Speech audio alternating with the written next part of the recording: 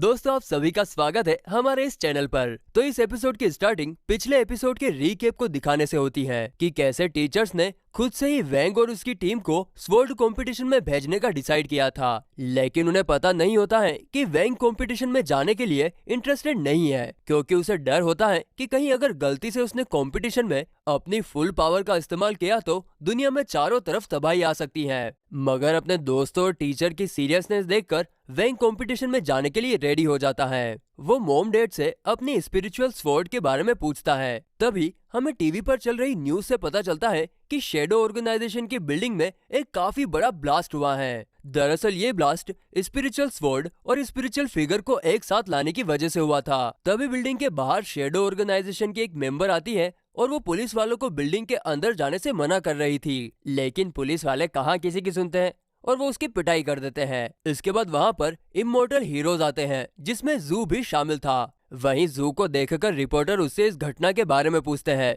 इस पर जू कहता है कि ये पहली बार नहीं है जब शेडो ऑर्गेनाइजेशन ने इस तरह का कोई कारनामा किया हो। साथ ही में वो लाइव टीवी पर शेडो ऑर्गेनाइजेशन के लीडर को चैलेंज करता है कि वो उसे रोक कर रहेगा। दूसरी तरफ ऑर्गेनाइजेशन की लीडर लेडी बॉस ये सब टीवी पर देख रही थी और उसे बहुत गुस्सा आता है और गुस्से में वो टीवी तोड़ देती है। इस तरफ वेंग अपनी मॉम डैड से स्वॉर्ड के बारे में पूछता है, जिस पर वे लोग ऐसे रिएक्शन देते हैं कि मानो उन्हें इसके बारे में कुछ पता ही ना हो। तो वेंग खुद ही अपनी स्वॉर्ड को ढूंढने लगता है। वो स्टोर रूम में एक बॉक्स ओपन करता है जिसमें से काफी लाइट बाहर निकल रही थी। ठीक उसी समय टीचर वेंग को मैसेज करके बताते हैं कि वे लोग कल क्लास 69 से मिलने के लिए जा रहे हैं, कंपटीशन में उनका पार्टिसिपेशन कंफर्म करने के लिए।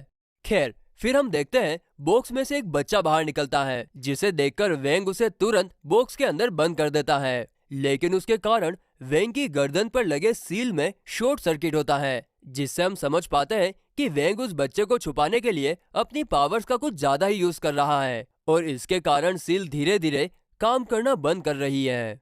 अगले दिन वेंग की स्वॉर्ड को देखकर गुवो और चेन उसका मजाक उड़ाते हैं कि यह किसी बच्चे की स्वॉर्ड लग रही है। वहीं चेन भी मन ही मन सोच रहा होता है कि उसकी स्वॉर्ड के सामने वेंग की स्वॉर्ड कुछ भी नहीं है। पर सुन वेंग की स्वॉर्ड को क्यूट कहती है, जिसे सुनकर चेन को काफी बड़ा धक्का लगता है और वो अपनी स्वॉर्ड तोड़ने की कोशिश करता है। उसके बाद वहाँ पर टीचर्स आते हैं और उनमें से एक टीचर वेंग से पूछता है कि कंपटीशन में उन्हें कम से कम 5-6 दिन लगने वाले हैं, तो वो अपना सामान साथ लेकर क्यों नहीं आया। जिसका जवाब वेंग मन ही मन देता है कि वो क्लास 59 के पास पहुँचते ही बीमार होने का नाटक करेगा, जिसके कारण उसे कंपटीशन में पार्टिसिपेट नहीं करने दिया जाएगा और वो इस तरह से अपनी पावर से दुनिया को खत्म होने से बचा लेगा। इसके बाद बस आ जाती है और सभी लोग क्लास 69 की तरफ जाने के लिए निकल जाते हैं। आगे एक आदमी जू को कोई इन्फॉर्मेशन देता है, जिसे सुनने के बाद जू अपने कुछ सोल्जर के साथ एक बिल्डिंग में आते हैं। वहाँ पर उन्होंने किसी लड़की को पकड़ के रखा हुआ था। उसे देखने से ऐसा लग रहा था कि वो शेडो ऑर्गेनाइजेशन की लीडर लेडी बॉस है। जू उसके करीब जाता है, लेकिन तभी वो लड़की क्रीपी सी स्माइल देती है और उसी वक्त वहाँ पर एक काफी बड़ा ब्लास्ट होता है। लेकिन जल्द ही हमें पता चलता है कि ये सब लेडी बॉस की इमेजिनेशन थी, जो स्कूल बस को फॉलो कर रही थी। दरअसल दोस्तों, लेडी बॉस अपने ही जैसी दिखने वाली एक लड़की को पुलिस के हाथों पकड़वा देती है, जिसमें बॉम्ब फिट किया गया था, ताकि जब जू से देखने के लिए आए तो वहाँ पर एक ब्लास्ट होगा जिसमें जू मारा जाएगा। वो ये सब इसलिए कर रही थी क्योंकि अभी तक उसने सून पर जितने भी अटैक किए थे उन सभी को जू नहीं रोका था, लेकिन उसे ये नहीं पता था कि वो जू नहीं बल्कि वेंग था।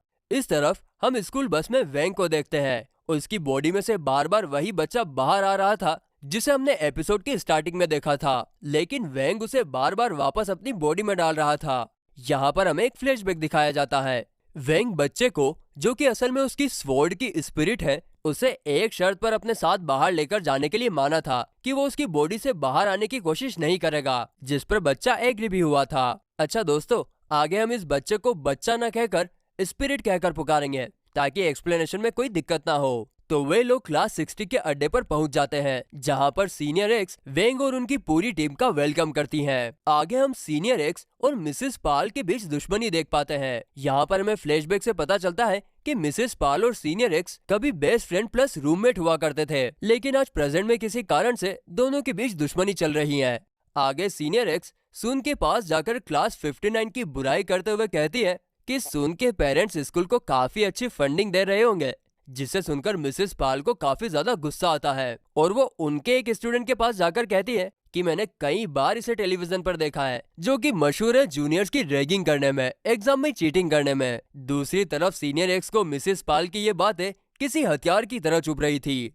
आगे सीनियर एक्स वैंग पर अपने मैजिक का यूज करती हैं। दरअसल वो वैंग की स्पिरिचुअल फोर्स मेजर करना चाह रही थी, तो वैंग इसे अपॉर्चुनिटी समझकर स्टमक पेन का नाटक करता है। लेकिन तभी सीनियर एक्स के मैजिक की वजह से वैंग का सील टूट जाता है और उसके कारण उसकी बॉडी में से काफी खतरनाक एनर्जी बाहर निकलती है। यह देखकर आसपास खड़े सभी स्टूडेंट्स घबरा जाते हैं और तो और लेडी बॉस भी उसकी एनर्जी को देखकर हैरान हो जाती हैं। तभी लेडी बॉस को एक कॉल आता है कि जू को मारने का उनका प्लान